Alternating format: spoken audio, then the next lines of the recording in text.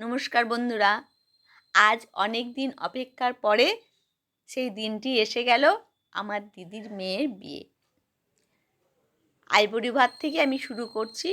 আমার মা আশীর্বাদ করলেন, তারপরে আমরা সবাই মিলে আইবুড়ো ভাত, যেটা বিয়ের আগের দিন খায় সেটাকে বলা হয় আইবুড়ো ভাত। আর তারপরের দিন শুরু হলো সকাল থেকে গায়ে হলুদ, নান্নিমুখ। তো সেইটা আজকে আমরা সবাই মিলে, যেমন সিস্টেম আছে 5 জনা কিংবা 7 জনা সদবা মিলে এই গায়ে হলুদ দেওয়ার সিস্টেম। এইগুলো খুব বেশি সিস্টেম বলতে এইগুলো কিছুটা মেয়েলি আচারই আমরা ধরে থাকি।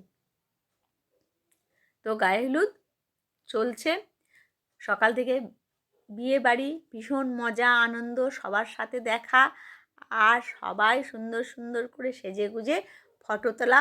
এই হলো বিয়ে বাড়ি, আর তার সাথে ভালো মন্দ খাওয়া দাওয়া।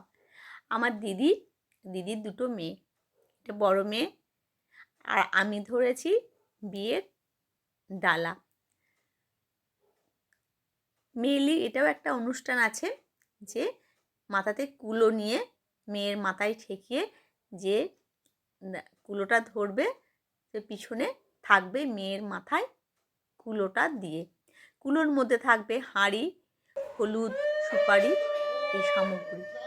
আর এটা হচ্ছে বসুধারা।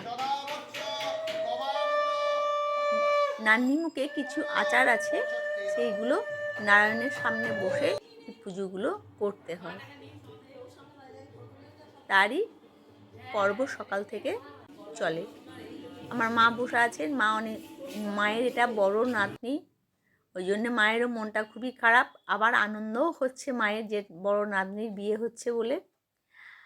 আর আমার দিদির মেয়ে দেখতেও সুন্দর, কিন্তু সবসময় সেজে গুজে সবাইকে বলবে কি দেখো তো আমাকে কেমন লাগছে, ভালো লাগছে তো, কিন্তু সত্যি দেখতেও ভীষণই ভালো। তারপরে আছে ফটোগ্রাফারদের অত্যাচার। ফটোগ্রাফাররা এত ফটো তোলে, আমরা সাধারণত মোটামুটি ফটো তুলতেই পারি না। তো তারা সবসময় তাদের পোজ দিয়ে দিয়ে ফটো তুলে থাকে। এবার দেখুন আমাদের বাড়ির মেয়েগুলো, আমার মেয়ে আছে, দাদার মেয়ে আছে, দিদির মেয়ে আছে, সবাই সাজুগুজু করে তারাও কিন্তু খুব খুশি সাজুগুজু করে ফটো তোলার জন্য। এবার বর আসবে, আমরা ওয়েট করছি কখন বর আসবে। আমার দিদিও একটু, যারা সব আত্মীয় স্বজন এসে তাদের সাথে একটু করে ছবি তুলে নিচ্ছে। আর আমরা সবাই দাঁড়িয়ে আছি বরণডালা হাতে নিয়ে, বর কখন আসবে সেই জন্য ওয়েট করছি। তো সবাই মিলে গেটের সামনেই আমরা দাঁড়িয়ে আছি। আমার দিদি বৌদি বরণডালা নিয়ে দাঁড়িয়ে আছে। এবার সবাই মিলেই আমরা বরণ করব বলেই সবাই রেডি হয়ে আছি। অবশেষে বরের গাড়ি এসে গেল। এবার আমরা সবাই প্রস্তুত হয়ে গেলাম বরকে বরণ করার জন্য। আর একটা সিস্টেম আছে, বর যখন আসবে তখন খই ছিটানোর আমাদের একটা সিস্টেম আছে। খই ছিটানোর পরে বরকে আমরা বরণ করে নিচ্ছি। প্রথমেই বরণ করেছে এটা আমার সেজু দিদি। সবাই মিলে বরণ করেছি, প্লাস সবাই মিলে একটু করে মিষ্টি জল খাইয়েছি গেটে, যেটা বর নামার সময়তে। তারপরে আমার বৌদি মিষ্টি জল খাইয়েছে। এই সময় কি করতে হয়, বরের চোখে মধু দিতে হয়, মুখে মধু দিতে হয়, যাতে আমাদের মেয়ের সাথে জামাই সারা জীবন মিষ্টি ভাষায় কথা বলে আর মিষ্টি চোখে দেখে। কিছু কিছু সিস্টেম আছে, সেগুলো বাড়ির লোকেরা করে থাকে। এবার জামাইকে নিয়ে ঘরে ঢোকানো হচ্ছে, ঘরে জামাইকে নিয়ে ঢোকাচ্ছে আমারই।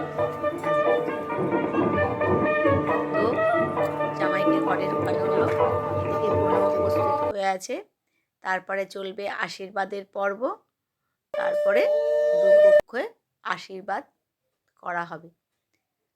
দুপক্ষে আশীর্বাদ করার পরে আমাদের বিয়ের অনুষ্ঠান শুরু হবে।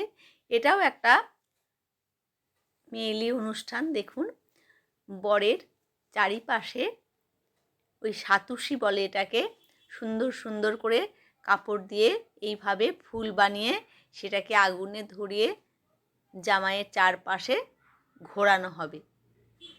তো দেখুন, অনেক জায়গাতে আমাদের বাড়ির ছেলেরাও করে থাকে, আবার অনেক জায়গায় মেয়েরাও করে থাকে। আর এই অনুষ্ঠানগুলো যারা বিবাহিত মেয়ে আর বিবাহিত পুরুষ তারাই কিন্তু এগুলো করে থাকে। তো এইভাবে বরের গালে কালিও অনেকে লাগিয়ে দেয়, মানে এটা একটা মজার অনুষ্ঠানের মতো। বিয়ের আগে আমরা অনেক জায়গাতে এই প্রথাটা আছে। তারপরে কনে আসবে। কনে অনেক সময়তে কী হয়, আমাদের পাটা করে ঘোরানো হয়, কিন্তু কনে খুব ভয় পাচ্ছিল পাটার ওপরে উঠতে, সেই জন্য বলে আমি হেঁটে হেঁটেই চারপাশ ঘুরবো, 7 পাক এইভাবেই আমি ঘুরবো। তো 7 পাক ঘোরানোর পরে যেটা হলো সেটা হচ্ছে শুভদৃষ্টি। শুভদৃষ্টি হয়ে গেল, তারপরে মালা বদল। মালা বদলের পরে মোটামুটি একটা পর্ব শেষ হলো বিয়ের। তারপর আমরা চা, কফি, ফুচকা যা যা স্টল হয়েছে সবাই তো সেই খাবারের জন্য ব্যস্ত হয়ে আছে। আর একটু একটু ঠান্ডাও ছিল। তারপরে শুরু হলো হাত বন্ধন। হাত বন্ধনের পর্ব শুরু হয়ে গেছে। এইভাবে মোটামুটি বিয়ে আমাদের হয়ে গেছে। এবার এই তত্ত্বগুলো এসছিল ঘরের মধ্যে, সব সাজিয়ে রাখা আছে, যেটা সিস্টেম সবাই জানে। ছেলের বাড়ি থেকে তত্ত্ব আসে, মেয়ের বাড়ি থেকে তত্ত্ব আসে। তারপরে আমরা চলে গেলাম খাওয়ার পর্বে। অনেক রকম আইটেম করা হয়েছিল, তো ভেজ, নন ভেজ প্রচুর রকমের সুন্দর সুন্দর খাবারের আয়োজনও ছিল। তো বাচ্চাগুলো খাচ্ছে এখানে, আমরাও খাচ্ছি। আমি তো একটু ভিডিও করতে একটু ব্যস্ত ছিলাম। লাস্টে আমি খেয়েছি। এটা আমার দিদির ছেলে, আর আমাদের সব মেয়েগুলো পরীর মতো সব সেজেছে। সেজে তারপর সব খাওয়া দাওয়া চলছে। এই যে আমার মেজদি, আমার বৌদি, এইদিকেও আমার দিদি আছে, আর আমি তো ফটো তুলছি। তো মোটামুটি সবার খাওয়া দাওয়া করে, আর এদিকে নিচেতে কিন্তু ওপরে খাওয়ার ব্যবস্থা হয়েছিল, আর নিচেতে বিয়ের ব্যবস্থা। নিচেতে বিয়ে মোটামুটি কমপ্লিট হয়ে গেছে। এবার সিঁদুরদান পর্ব বাকি আছে, তো ওই জন্য সবাই এই ফাঁকে খাওয়া দাওয়া করে নিচ্ছে। তারপরে আবার বিয়ে শুরু হয়ে গেছে, যেটাকে বলে কুসুমডিঙা বা সিঁদুরদান পর্ব। তারপরে এইভাবে অগ্নিকে সাক্ষী রেখে সিঁদুরদান পর্ব শুরু হয়। খই দেওয়া হয়। খই দেওয়ার পরে অগ্নিদেবের চারপাশে এইভাবে 7 পাক ঘুরতে হয়। পানের পাতার ওপরে পা দিয়ে আর শিল নোড়ার ওপরে পা দিয়ে এইভাবে 7 পাক ঘুরবে, আর আগুনের মধ্যে খই দেবে। এইভাবে করার পরে 7 বার লাস্টে হবে সিঁদুরদান পর্ব। এবার একটা বাড়িতে একজনেদের এক রকমের সিস্টেম আছে।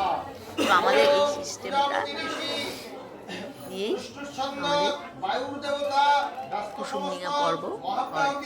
তো অগ্নিকে সাক্ষী রেখে, সূর্যকে সাক্ষী রেখে, তো রাত্রে কুসুমডিঙা হলে তো সূর্যদেবকে পাওয়া যায় না, কিন্তু অগ্নিদেবকে সাক্ষী রেখে।